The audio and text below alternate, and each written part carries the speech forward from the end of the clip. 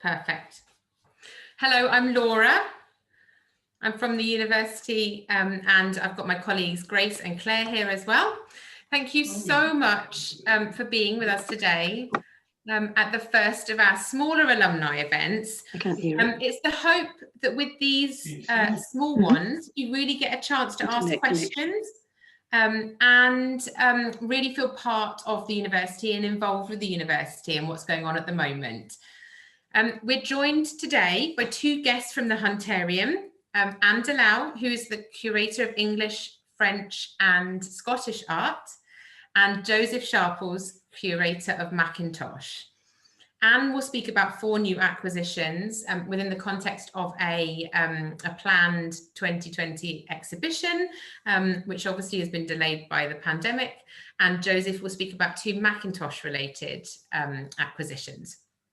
They will be able to tell you much more, and they will have presentations there as well. After their presentations, I will say a few words about the campus development. Some of you that are local will have seen it all going on, so it'd be a good chance to give you a little bit of an update about that. And then Claire will speak very briefly about scholarships and the impact on our students of those, especially over the last few months. A few items of housekeeping. This session is being recorded, as there's quite a few of our alumni and donors that would like to see this after the event. And you are on mute, but because it's a relatively small event, if you do want to ask questions, then please unmute yourself at the end of a presentation and raise your hand and we'll get round to asking. Or you can put it in the Zoom chat function, which you can get to the bottom of your screen. Thank you once again for coming. We really appreciate your interest. I will pass over now to Anne. There we go, Anne. Where's Anne gone? There she is. Can you unmute yourself, Anne?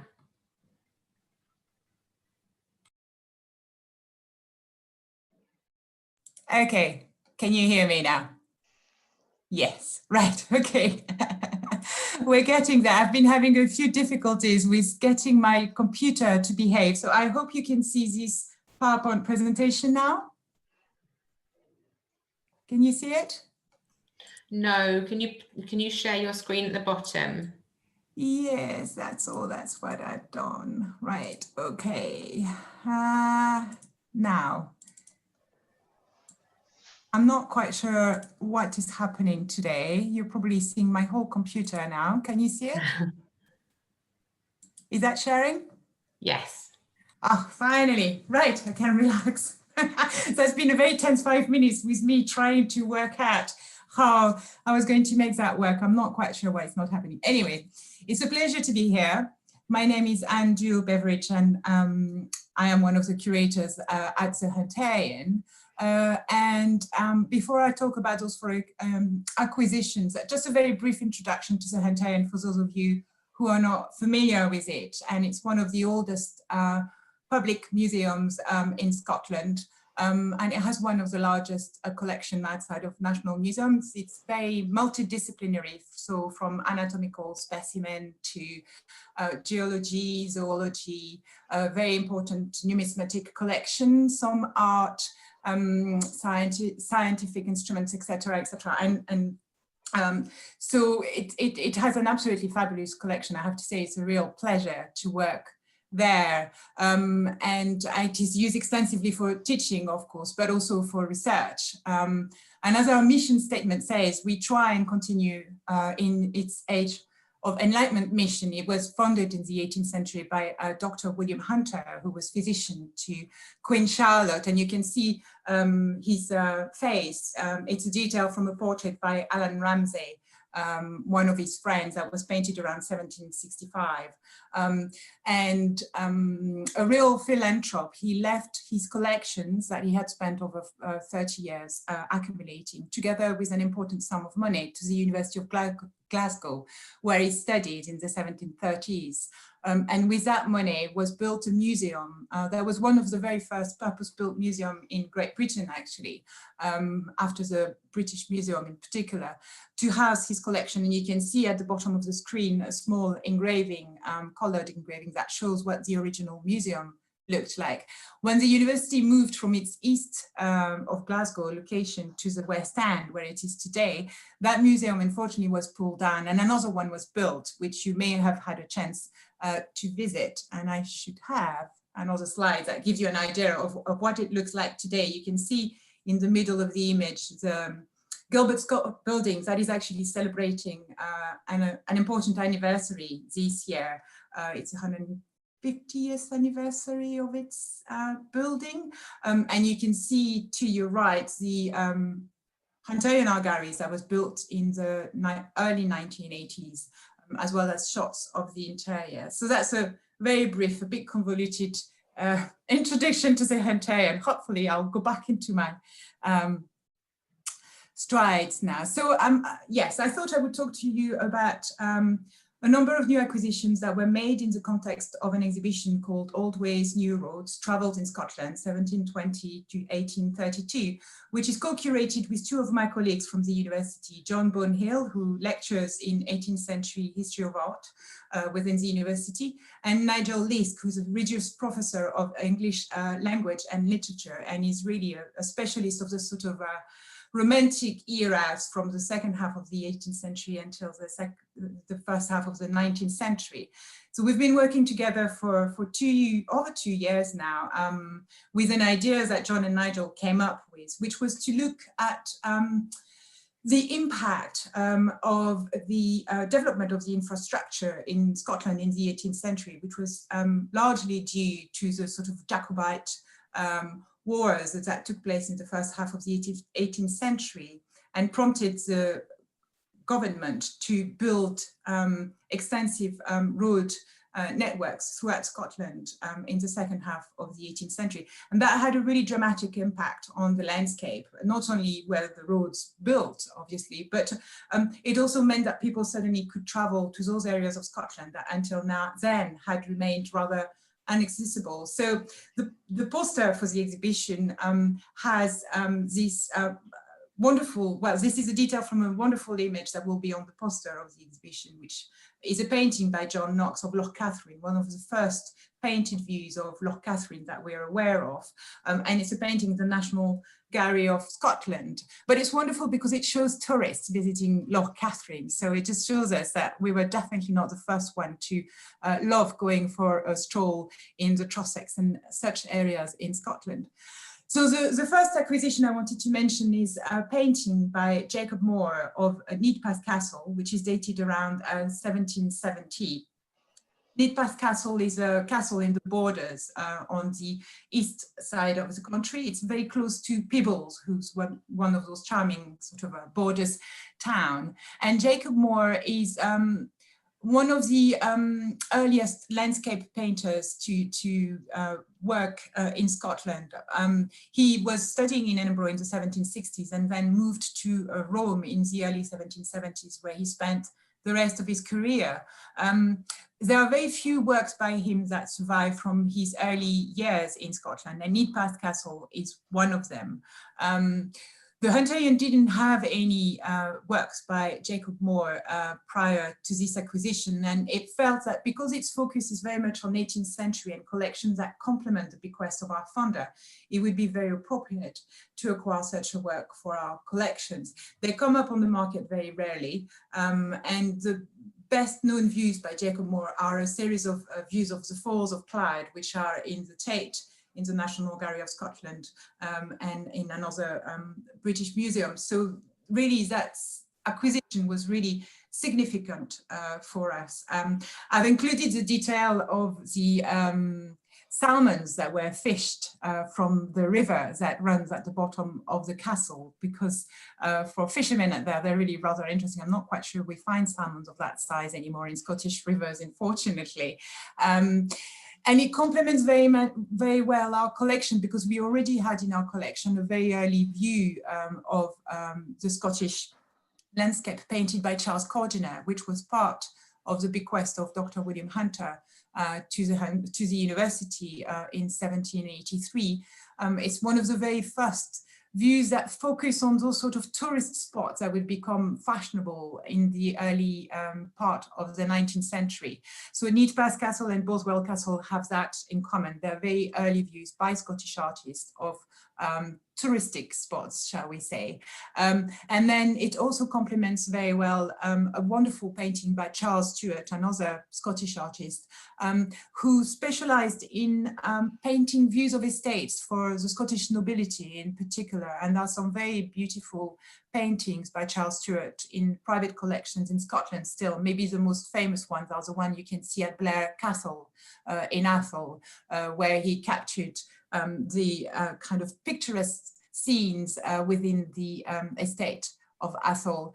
And this painting is dated from 1765 and is actually an amalgam of all those views that he was picking on among the estates of his patrons. And it was presented at the Royal Academy in not at the Royal Academy, at the Society of Artists in London in the late 1760s. And it's, for many people, it was the first sort of Scottish landscapes that they would have an opportunity to see if they hadn't traveled to Scotland. So he played a role in shaping what people thought the Scottish landscape looked like in the second half of the 18th century. So we're really delighted to have this painting coming to us. It arrived only 3 weeks ago at the Hunterian. I haven't even had a chance to see it because we're all working from home.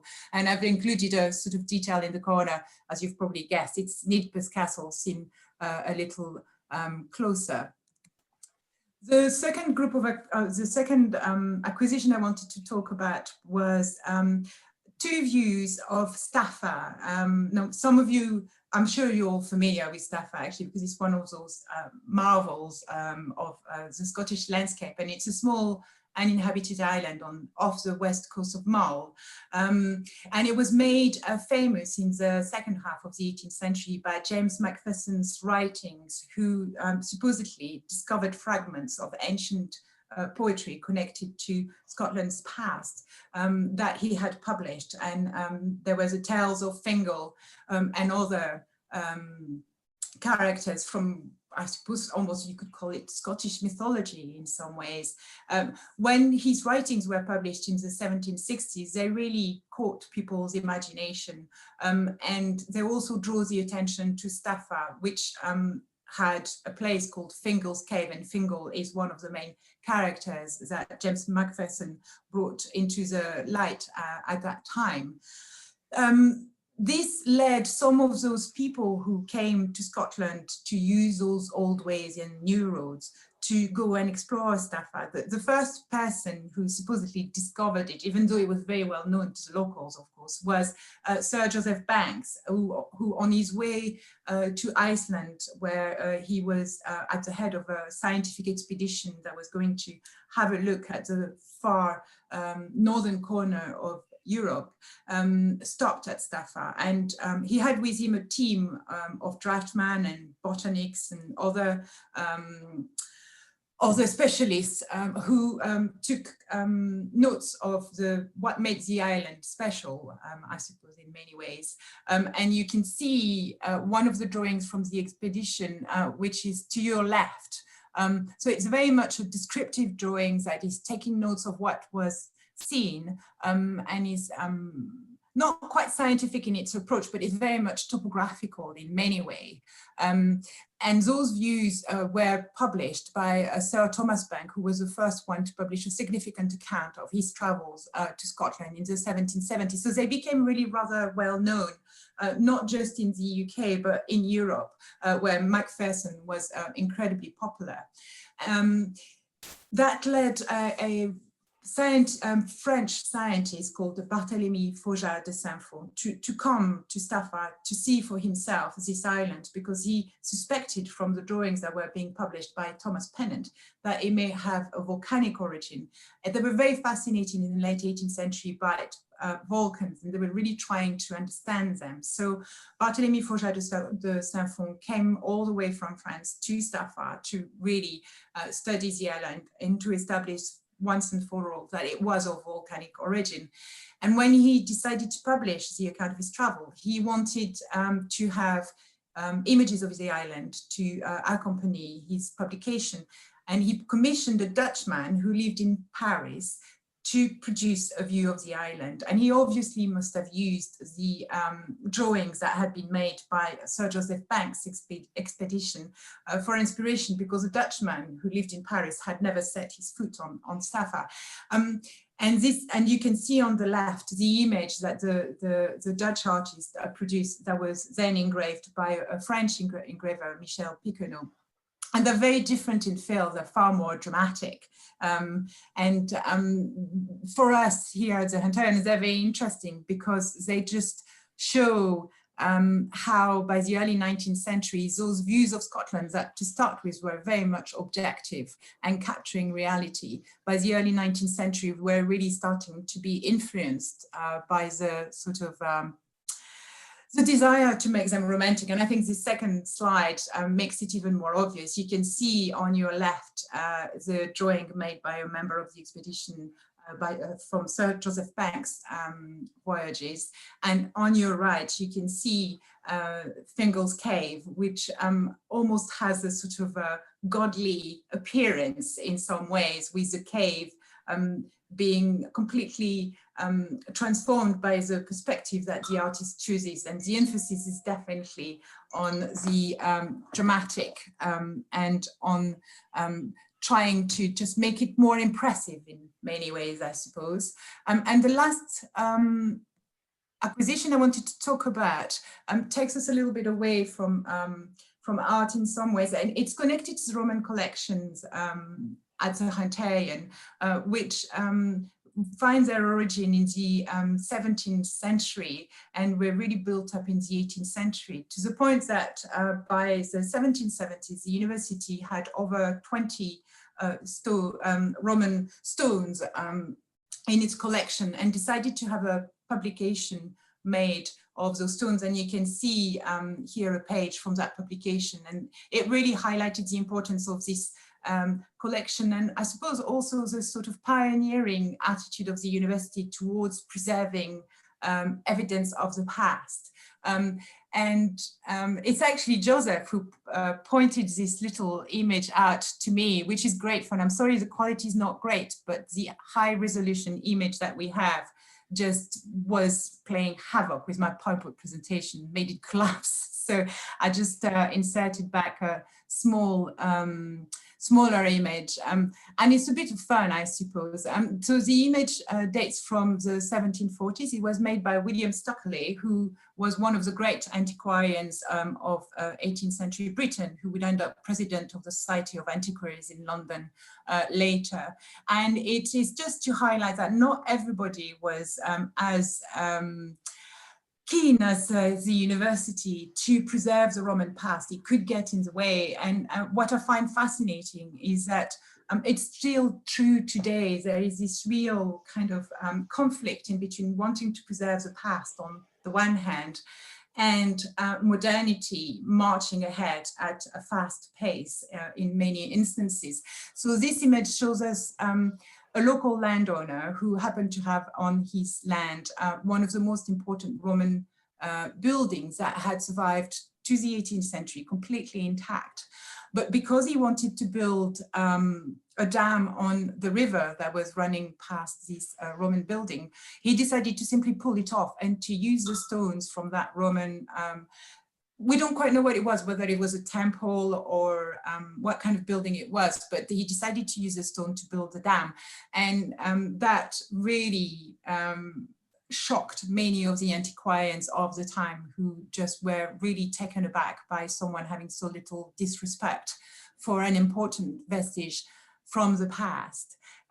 So I should probably stop here and hand over, and I hope I didn't speak too fast to try and cram in as much as I could.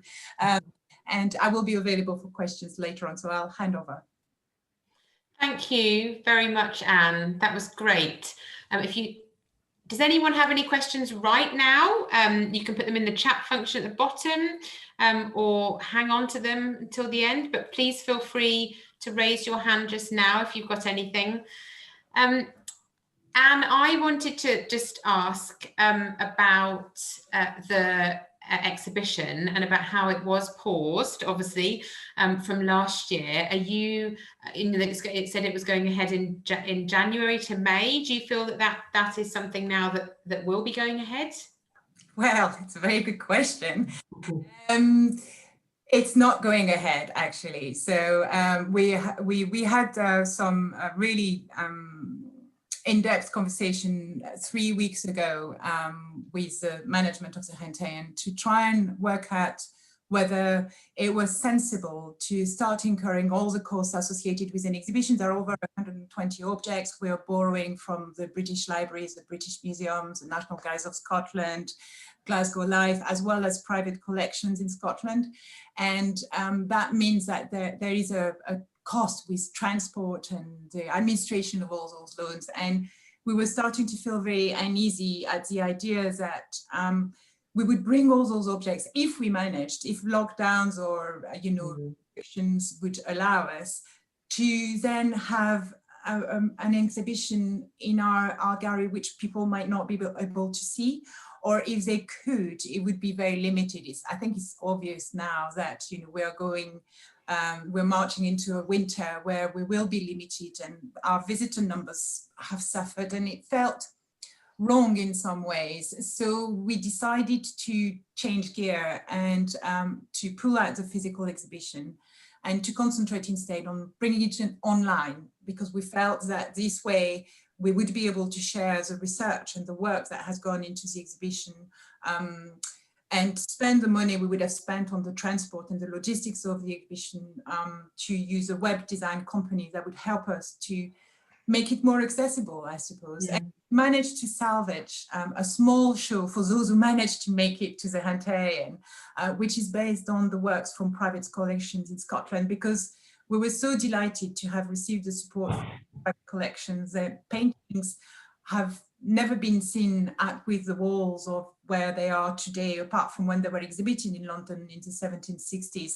And we had work placement students who were going to carry out some technical art analysis on the painting as well. So we felt that if we could salvage this, at least it would be wonderful for those who can see it. It means that the students who are going to be involved still get to do their work placements, and it means that we will be able to carry on the research as well. So yes, it's been quite emotional in some ways.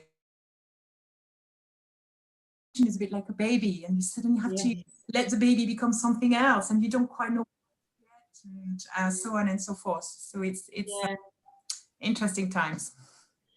Thank you very much. Does anyone else have any questions at all just now, or should we move on to Joseph? Joseph, do you want to share your screen? Yes. And start?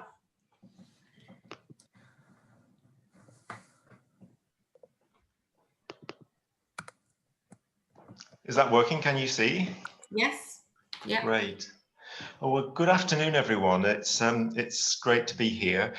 My name's Joseph Sharples, and I'm the curator of Mackintosh collections at the Hunterian, where we have the largest single concentration of works by the great Glasgow architect and designer Charles Rennie Mackintosh anywhere.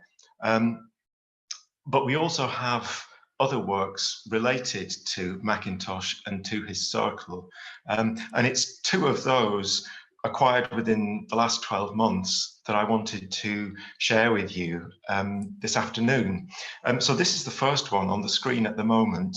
It's a photogravure portrait by an artist and photographer called James Craig Annan, and the sitter is Frau Helena Mutasius.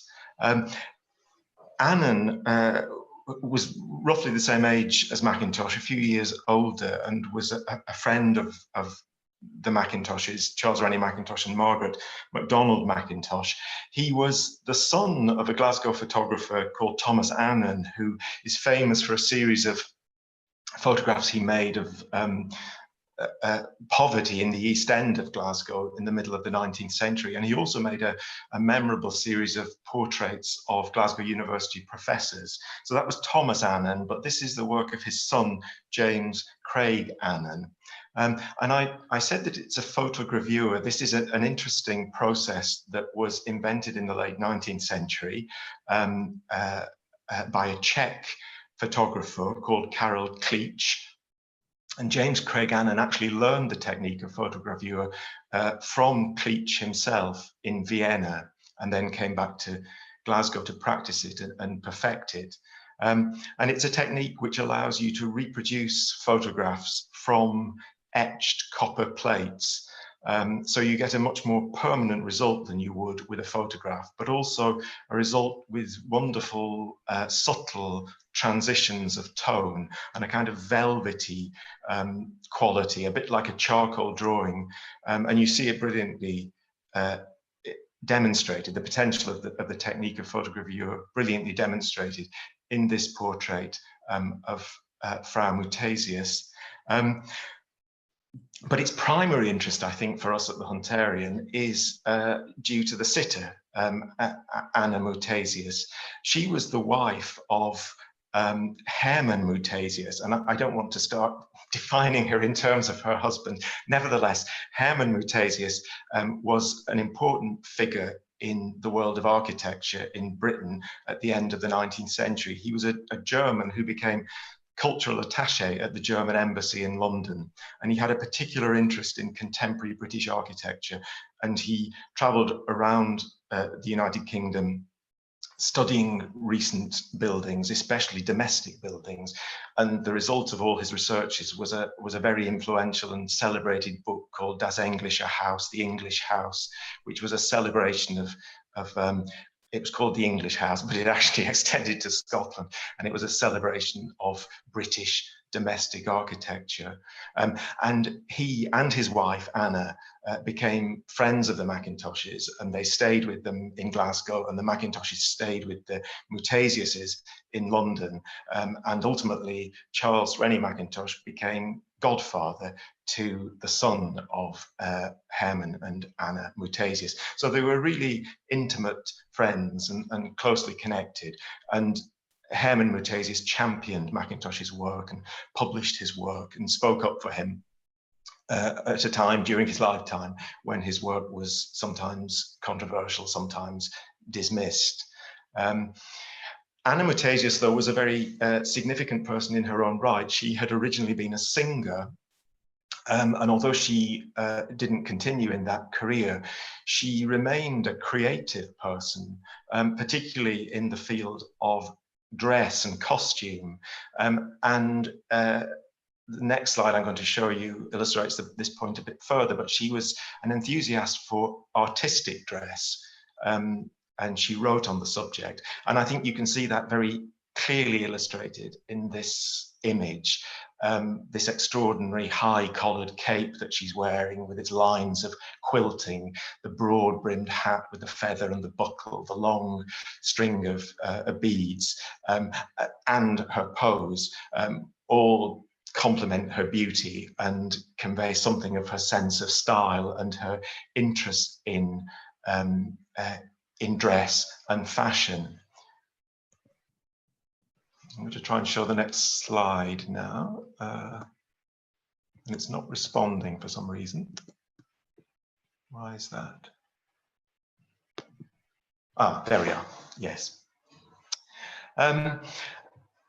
This is another image of Anna Mutasius to demonstrate further that interest in fashion that I've mentioned already. This is a photograph of a lost painting by Fra Newbury, who was the very influential and important headmaster of the Glasgow School of Art, and somebody who promoted the work of Mackintosh and the MacDonald sisters and Herbert Mcnair in their early years, a very influential figure in Glasgow art history, but also a painter. And here is a painting by him of Anna Mutasius, actually in the act of sewing and so demonstrating the point that she wasn't just interested in how she dressed, but in making dress an expression of her own personality, her own creativity, and that often involved making clothes herself. And it may even be that the clothes shown in the photogravure portrait that I've just shown were designed and made by Anna herself. This portrait, as I say, is lost, but it so happens we have a colour reproduction of it, which you can also see on the screen at the moment, because it was reproduced on the cover of a German magazine, Jugend, in 1904. And you can see the colours of the dress there. And interestingly, there's a description of this painting written in 1962 by Jessie Newbury, who was the daughter of the artist Fra Newbury, and who remembered as a young person the process of sitting during which this portrait was made. And Jessie Newbury recalled in 1962, I think it was, that this dress that Anna Mutasius is wearing was a Javanese wax resist textile, which was very advanced and unusual in its day. So you get a real sense of her creative interest in textiles, in dress, in fashion, as an expression of her personality. And if I go on to the next picture, you can see that she pursued this interest in a publication. This is a book that came out in 1903. It's quite a small book. I suppose it's about 7 inches high, something like that. Called Das Eigenkleid der Frau, Woman's Own Dress.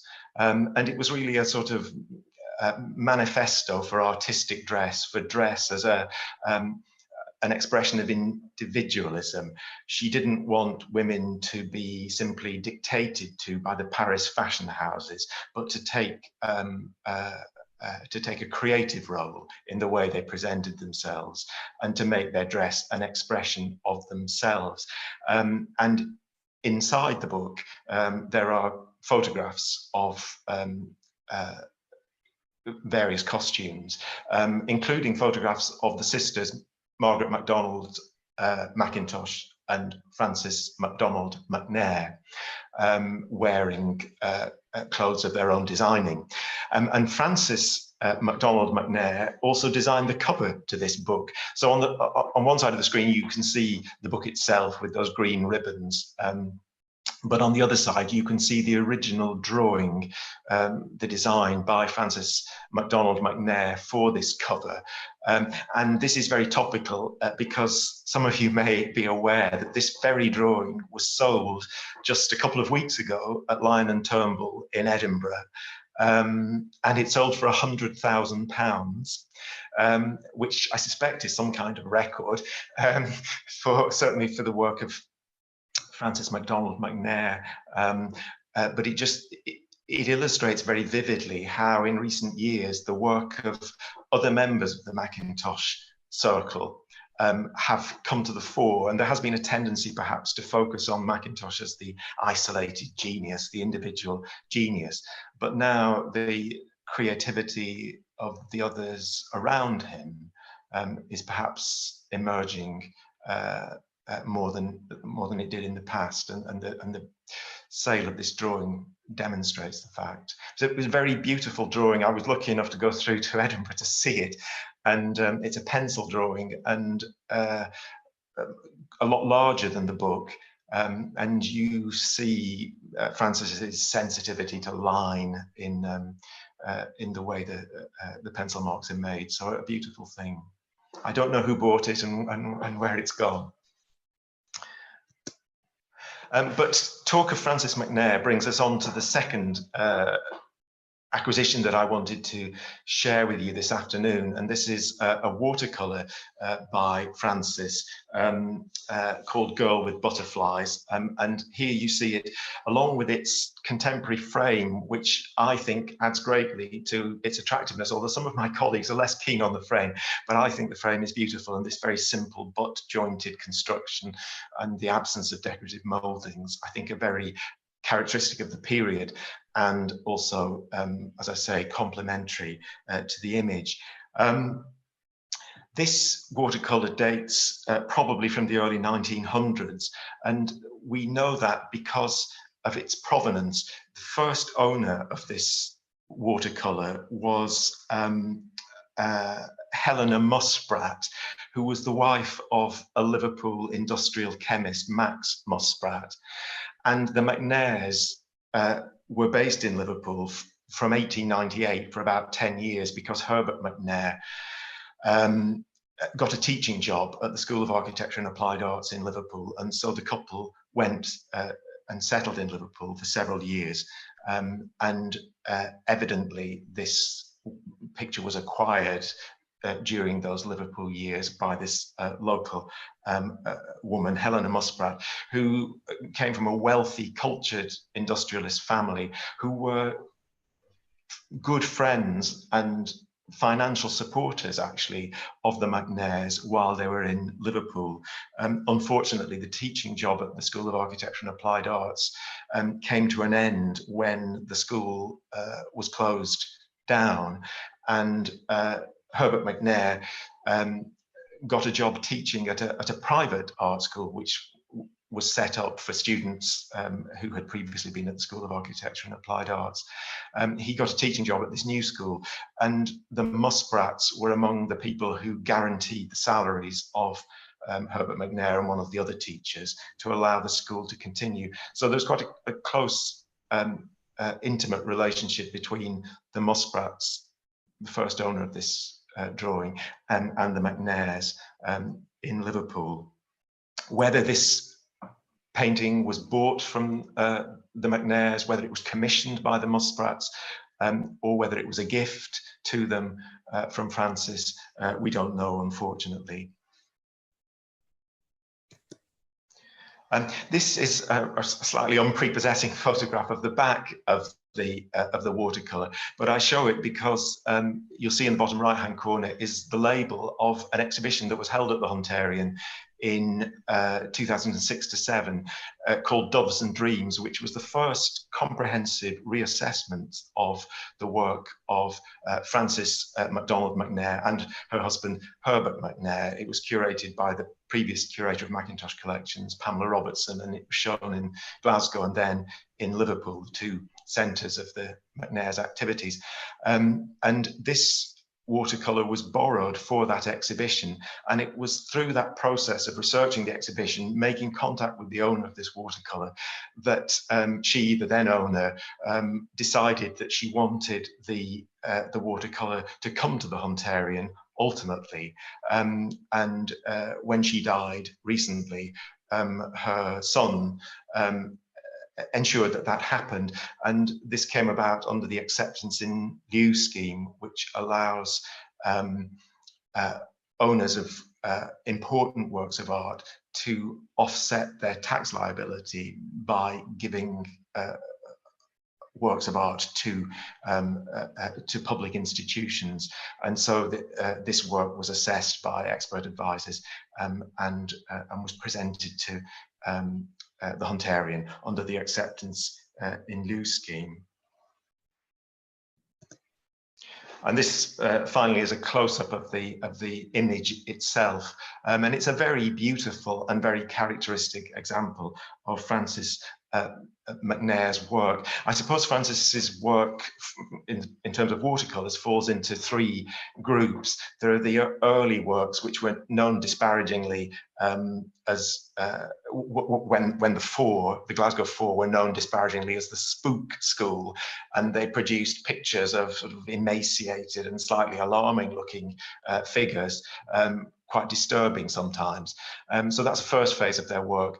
And then there are late works, which again are rather disturbing, often seeming to touch on deeply personal, emotional states of mind.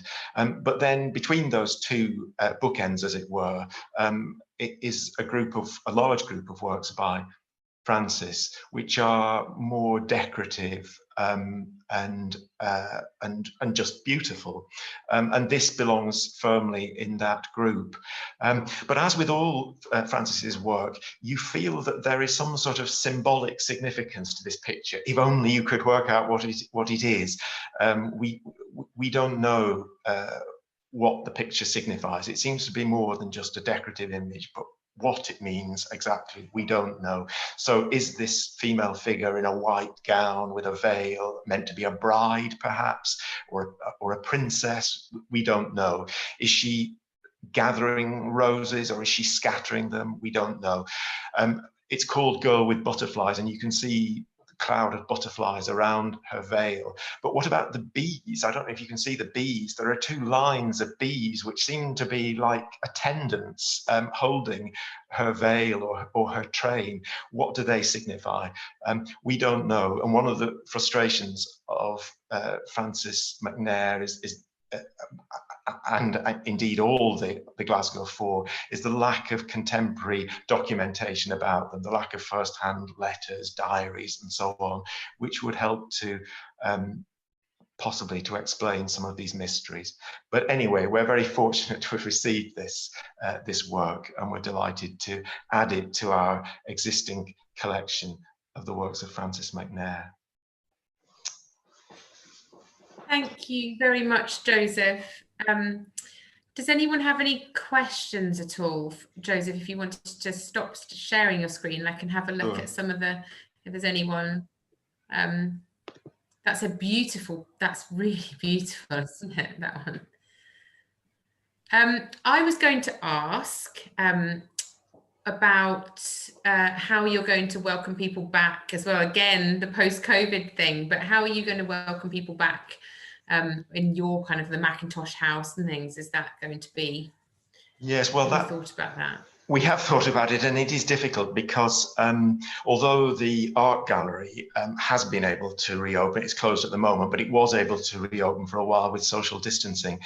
We weren't able to reopen the Mackintosh house because social distancing isn't possible there. The spaces are too small, and there's only one way in that also serves as the exit. So it's not possible to have a one-way system in operation. I should say, in case anybody doesn't know what the Mackintosh house is, it's a reconstruction. Well, reconstruction is a misleading term. It's the original interiors from the Mackintosh's last Glasgow home inserted into spaces in the museum to recreate, to reassemble, if you like, those the interiors of that lost house. And it's our major exhibit of the work of the Mackintoshes. So sadly, we haven't been able to reopen the Mackintosh house since the pandemic began. And it's difficult to say at this stage when we will be able to do that. On the more positive side, we have been planning for the last year or so a new introductory gallery to the Mackintosh house, which will put it in context, which explain the complicated story behind it, which I've just tried to summarize. And it'll do that through contemporary photographs and drawings and so on. And we hope that will open early in the new year, but it's been problematic because of the pandemic, but we hope it'll open early in the new year. In the meantime, we've got a rather nice short film about the house, which people can look at on the Hunterian website, which was made specially as part of this new interpretation space, and also a virtual tour of the house, which you can do, which you can access via the Hunterian website. So we've got access in that way, but sadly not physically at the moment. Mm-hmm. Thank you. Does anyone else have any questions? I know we've spent quite a lot of time talking about this, but it's been really fascinating. Does anyone have any questions, or if you'd like to, please feel. Oh, not so much questions as I've just realised how much I miss going to these places.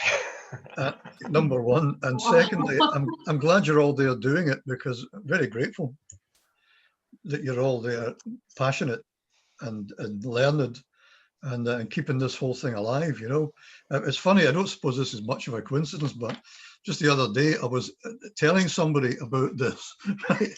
Joseph, right? Now the very fact that it's just sitting here tells you that, you know, which is an incredible, I mean, what a piece of work this is. by Thomas Annan, you know, and I got this years ago, and it's actually published in New York, and it's disgraceful, you know. How did that happen? But anyway, yes, my father was instrumental in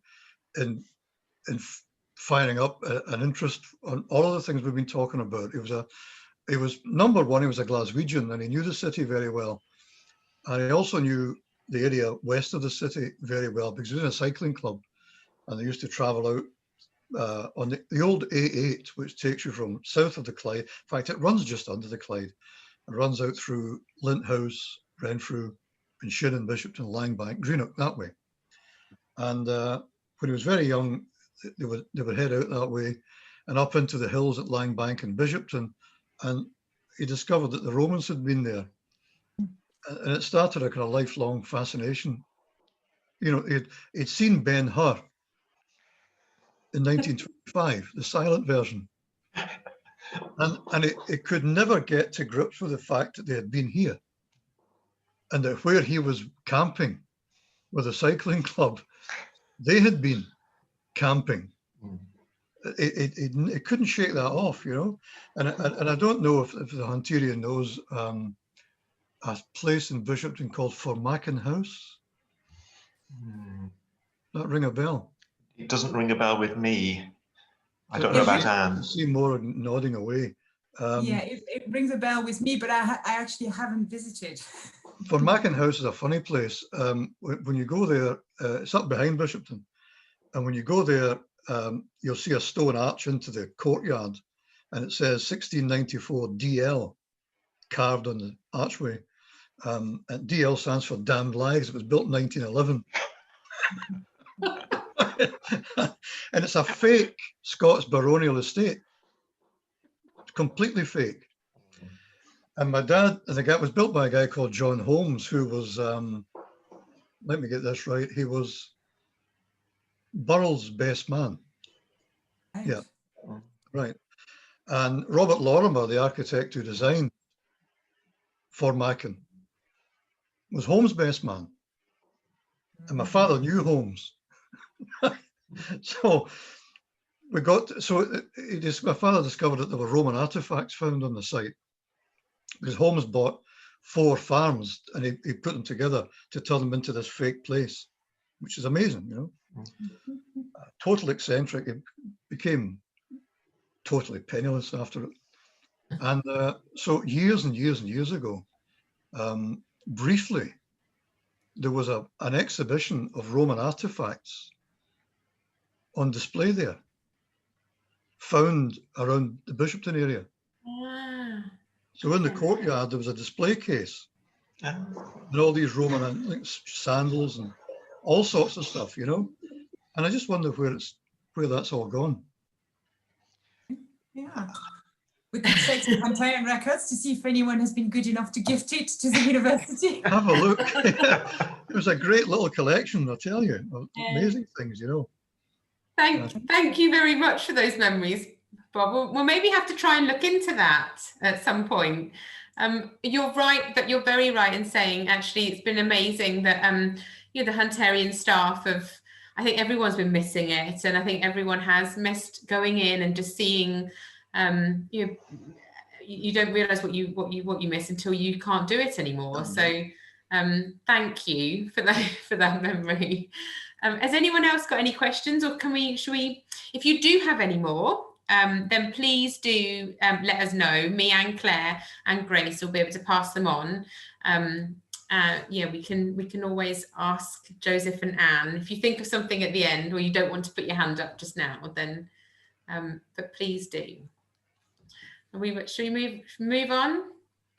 Now Claire and I are the much less interesting part of this. I'm sure everyone was nodding away, and it was just really fascinating. But if I can share my screen, I'm just going to give you a very brief update on the campus.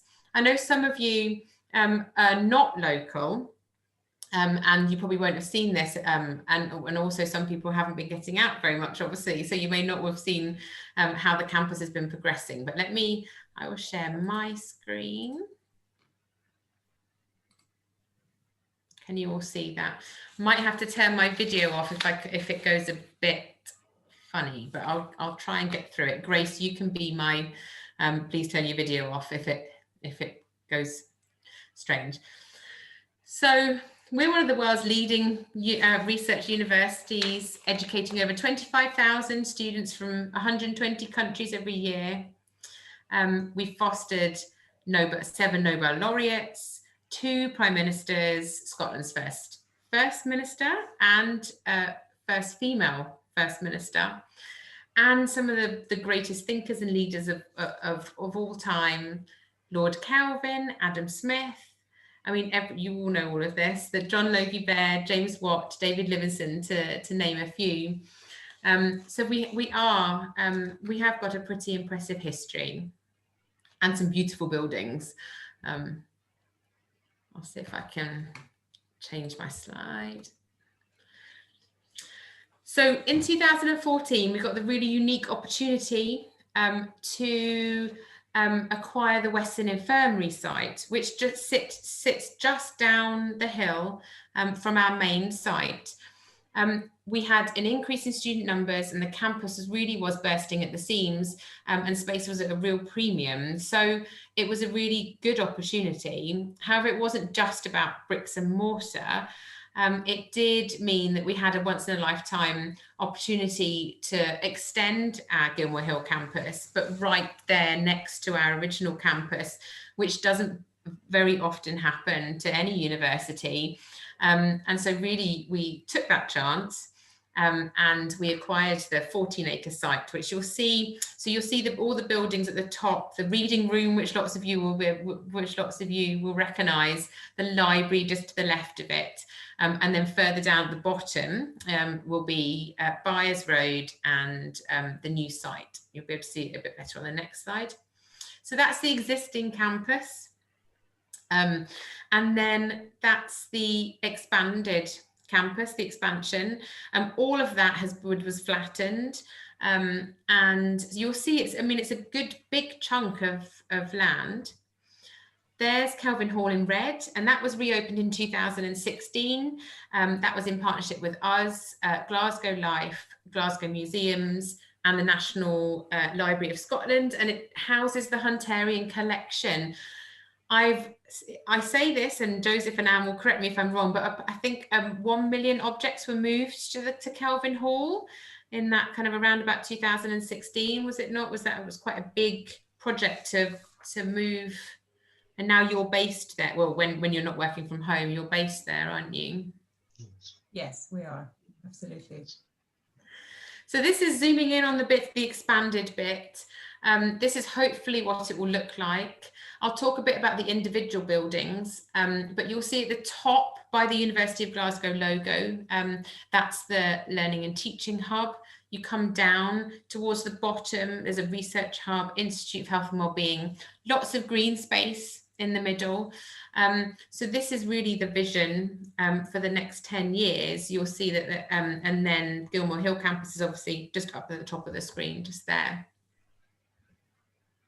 So this was our flagship building, the James McEwen Smith Learning Hub. It's named after the first African-American to be awarded a medical degree. And this is due to open early 2021, I've been told. It was due to be open until 2020, until the pandemic hit. But this is very, very nearly completed. It's our flagship building, so it's right at the gateway to the new campus. It provides the latest technology in a forward-thinking learning environment. It's a really flexible space. They've got big lecture theatres and smaller classrooms, and it's going to house 4,000 students are expected to use the building every day. It's practically 24 hours, and it sits right on University Avenue. Some of you will know the Wolfson Medical School building, which is just on the left of your screen there, sits just across from there. This is our research hub, which you saw was the bottom of the picture. It's now named the Advanced Research Centre, and it's a £113 million building. It will house over 600 academics, postdoctoral researchers, PhD students, and they'll work across 5 specific themes. These are, and I always have to read them out so I forget one of them, but creative economies, chemical intelligence, international development, quantum and nanotechnology, and technology touching life. It will be a real multi-purpose space, and it will allow researchers to collaborate between those themes. It will overcome the traditional academic silos, really, that can then limit the discovery. And then our third building, which will open in 2022, is our Clarice Pears building. It was named after the mother of 3 philanthropic brothers. She grew up in Govan, and they've named it after her. This is our Health and Wellbeing, Institute of Health and Wellbeing. And this Glasgow can address all the health inequalities. The number of people living with chronic diseases such as cancer, heart disease, arthritis, diabetes. This is a major concern, obviously, in the developed and the developing world. And at the same time, despite improvements in life expectancy, health inequalities are widening. They use the example of in Glasgow, there's a 13-year difference between the life expectancy of someone, of a male, between the most deprived and the least deprived areas. So Glasgow can help to address this, not only through clinical research, but through our Institute of Health and Wellbeing, because it aims to improve health and wellbeing and reduce health inequalities locally and globally. So this building will create a new home for the Institute. Currently, it's spread across 10 sites in the West End, some of them at the old townhouses that the university has, and it's really not fit for purpose. This will bring all of the Institute of Health and Wellbeing staff into this one building.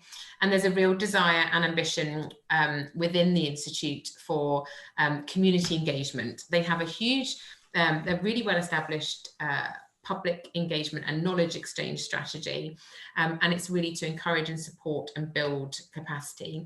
And therefore, if you look on that bottom bit of the building, all of that is going to be open to the public, which will hopefully encourage the public to kind of move in and out, and it won't just be a research building.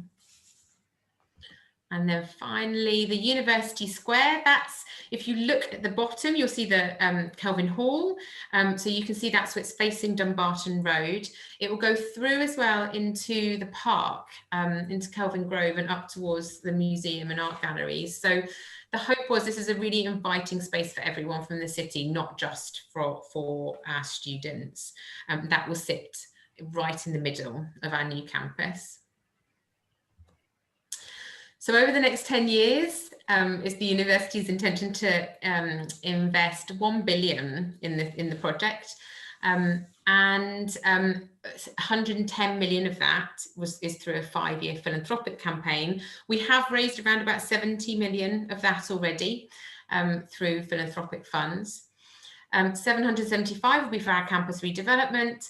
But as well as all the buildings that are going on the West Infirmary site, it will be for the refurbishment of existing facilities, the recruitment of leading researchers and academics, and also to extend our scholarships programme, which is really important to us. And so I'll stop sharing my screen and I'll pass you over to Claire, who will just tell you very briefly about our scholarships programme. Thank you, Claire.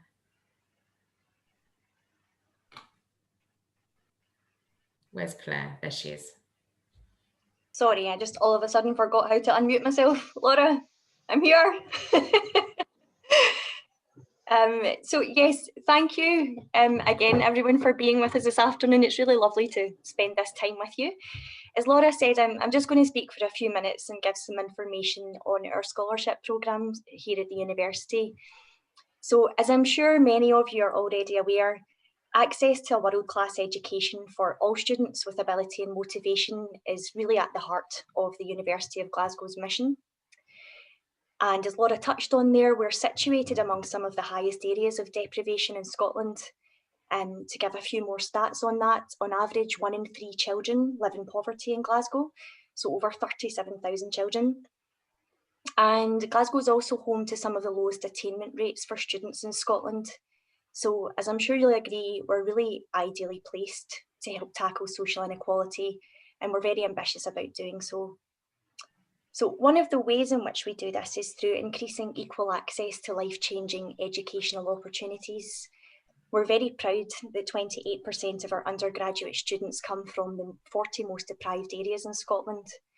So we're already making significant progress in achieving our ambitions and supporting very important intergenerational change in Scotland. However, the cost of completing a degree continues to rise and can be prohibitive to many. The average cost of books is now £50, and the need for a personal computer is almost essential. Financial circumstances continue to be one of the leading causes of students not being able to realise their potential. And this is now very sadly more important than ever, as the pandemic has widened inequality and this financial hardship has worsened. So our Talent Scholarship Scheme was established to directly benefit students from disadvantaged areas, and it's one step towards helping to redress this. The programme allows us to award £1,500 each year to undergraduate students from less traditional backgrounds, so such as disadvantaged communities, care experienced and mature students, and also those seeking asylum. The funds ease the financial burden of buying study materials, course supplies and basic living costs, and they also lessen the likelihood of financial crisis points, which is often a common cause of students withdrawing from their studies altogether.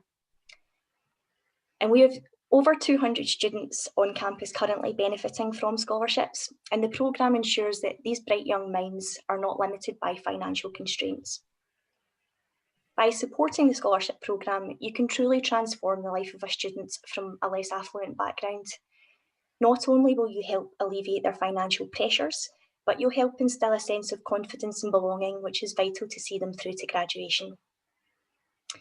So just to finish up, I wanted to bring this more to life for you by leaving you with a quote from one of our alumnus who received a scholarship and is now thriving in their career. They said, "For students from a disadvantaged community, getting into university is only half the struggle. The other part, which is seldom spoken of, is surviving the financial hardship of the degree. Your kindness has caused a larger ripple effect, larger than you may ever know. Personally, and as a professional, I cannot thank you enough. You really are a world changer, just like I aspire to be." So thank you all very much again for listening, and if you would like any more information at all, or if you have any questions around how you can support this programme, the campus development or the Hunterian, Laura and I would be delighted to arrange a call to discuss this in more detail with you. Thank you. Thank you, Claire. We've reached the end and we're 3 minutes over, so that's not too bad. We have to wrap up now, but if you do have any more questions for Anne or Joseph, please do drop me an email and we'll pass them on. Thank you to Anne and Joseph for joining us. It was really fascinating. I really particularly liked all those, like we were talking about the butterfly, the girl with the butterflies. I just thought that was beautiful. If you could put it in my living room, that'd be great.